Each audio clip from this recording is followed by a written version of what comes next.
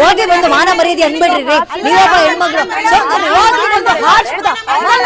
ಮರ್ಯಾದೆ ಇದೆಯಾ ಪ್ರಶ್ನೆ ಕೇಳೋರ್ಗು ಪ್ಯಾನಲ್ ಇದು ಅನ್ನೋದು ಇವ್ರಂತಲ್ಲ ಮೇಡಮ್. ಎಷ್ಟು ಜನ ಹೆಣ್ಮಕ್ಳು ಇದನ್ನ ಏನೋ ಅವ್ರಿಗೆ ಒಂದು ದಂಧೆ ಆಗ್ಬಿಟ್ಟಿದೆ, ಒಂದು ವ್ಯಾಪಾರ ಆಗ್ಬಿಟ್ಟಿದೆ. ಆಯ್ತಾ, ವ್ಯಾಪಾರ ಆಗ್ಬಿಟ್ಟಿದೆ. ಒಂದಲ್ಲ ಇವತ್ತು ಬೆಳಗ್ಗೆ ಒಂದು ಕೇಸ್ ಮಾಡಿದೆ ಮೇಡಮ್, ಇವತ್ತೊಂದು ಬೆಳಗ್ಗೆ ಗುರುಜಿಗೂ ಹನಿ ಟ್ರ್ಯಾಪ್ ಗುರುಜಿಗೂ ಹನಿ ಟ್ರ್ಯಾಪ್ ಆಗಿದ್ದಾರೆ. ನಮ್ಮ ಸಿಡಿ ಇದೆ ಅಂದ್ರೆ ಇನ್ನೇನು. ಒಂದ್ ಸೆಕೆಂಡ್, ಆನಂದ್ ಗುರುಜಿ ಹನಿ ಟ್ರ್ಯಾಪ್ ಆಗಿದಾರಾ? ಆನಂದ್ ಗುರುಜಿ ಹನಿ ಟ್ರ್ಯಾಪ್ ಆಗಿದಾರಾ? ನೀವೇನೋ ಅವ್ರನ್ನ ಹೋಗ್ತೀನಿ ಅಂತ ಅವ್ರನ್ನ ಇನ್ನೊಂದ್ಸಲ ಹಂಗೆ ಹೇಳ್ತಾ ಇಲ್ಲ ಮೇಡಮ್. ಇವ್ರು ಹೇಳ್ತಾರಲ್ಲ ಎಲ್ಲ ನಮ್ಮ ಹತ್ರ ಗುರುಜಿ ಪ್ರೂವ್ ಮಾಡ್ಬೇಕಲ್ಲ ಅವರು. ನೀವು ಗುರುಜಿ ಪರ ಮಾತಾಡಕ್ ಬಂದಿದ್ರೆ ಬಾಯಿಗೆ ಹಾಕಕ್ ಬಂದಿದ್ದೀರಾ?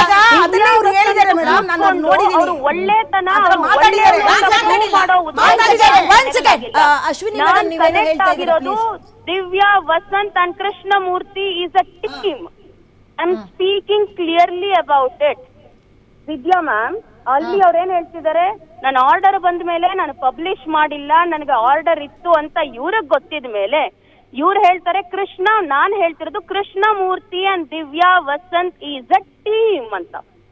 ಈಗ ಅವ್ರು ಏನ್ ಹೇಳ್ತಿದ್ರೆ, ಇವಾಗ ದಿವ್ಯಾ ವಸಂತ್ ನಾನ್ ಮಾಡದ್ನ ನನ್ನನ್ ಯಾಕೆ ಇವ್ರು ಯಾಕೆ ಅಂತ ಹೇಳಿದ್ರೆ, ನಿನ್ನ ಬಾಸ್ ಹೇಳಿದ್ದನ್ನ ನೀನು ಮಾಡದ್ಮೇಲೆ ನಿನ್ನ ಬಾಸ್ ಗೊತ್ತಿತ್ತಲ್ಲ ಆರ್ಡರ್ ಇತ್ತು ಅಂತ, ತಿರ್ಗಿ ಯಾಕೆ ಹಾಕಿದ್ರು 7 ವಿಡಿಯೋ? ಅದನ್ನ ನೀವು ಅವ್ರಿಗೆ ಕೇಳ್ಬೇಕು ಮ್ಯಾಮ್, ಯಾಕೆ ಹಾಕಿದ್ರಿ ಅಂತ. ಅದನ್ನ ನೀವು ಅವ್ರಿಗೆ ಕೇಳ್ಬೇಕು. ನೀವು ಗ್ಯಾಂಗು ಟೀಮು ಅಂತ ಇಲ್ಲಿ ಹೇಳ್ಬೇಡಿ. ನಾನು ಯಾವ ಗ್ಯಾಂಗು ಸೇರ್ಕೊಂಡಿಲ್ಲ, ನಾನು ಯಾವ ಟೀಮು ಸೇರ್ಕೊಂಡಿಲ್ಲ. ನಾನು ಹೋಗಿ ಒಂದು ಚಾನೆಲ್ ಸೇರ್ಕೊಂಡಿದ್ದೀನಿ, ನಾನು ಹೋಗಿ ಒಂದು ಚೀಫ್ ಎಡಿಟರ್ ಆಗಿದ್ದೀನಿ, ಆ ಚಾನೆಲ್ ಸೇರ್ಕೊಂಡಿದ್ದೀನಿ. ಗ್ಯಾಂಗ್ ಅಂತ ಹೇಳ್ಬೇಡಿ. ಗ್ಯಾಂಗ್ ಆಯ್ತಾ?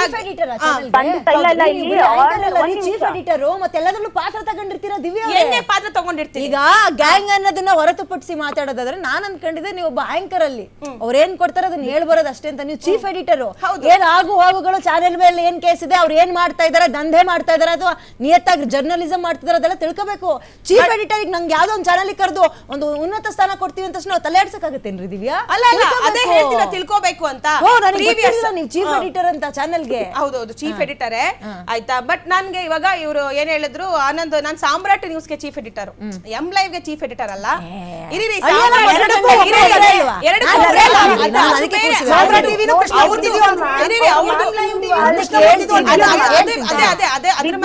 ಬೇರೆ ಓಕೆನಾ?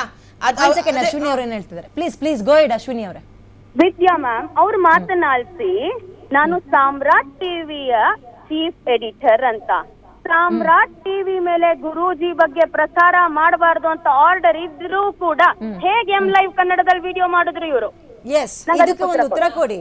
ಈಗ ಆಂಕರ್ ಆಗಿ ಹೇಳ್ಬಿಡಿ, ಚೀಫ್ ಎಡಿಟರ್ ಆಗಿ ಆ ಚಾನೆಲ್ಗೆ ಹೇಗೆ ತಂದ್ರಿ? ಈಗ ಇರಿ, ಸಾಮ್ರಾಟ್ಗೆ ಸ್ಟೇ ತಗೊಂಡ್ಬಂದಿರೋದು ಯಾವಾಗ 2024 ನಲ್ಲಿ. ನನಗದು ಗೊತ್ತಿಲ್ಲ.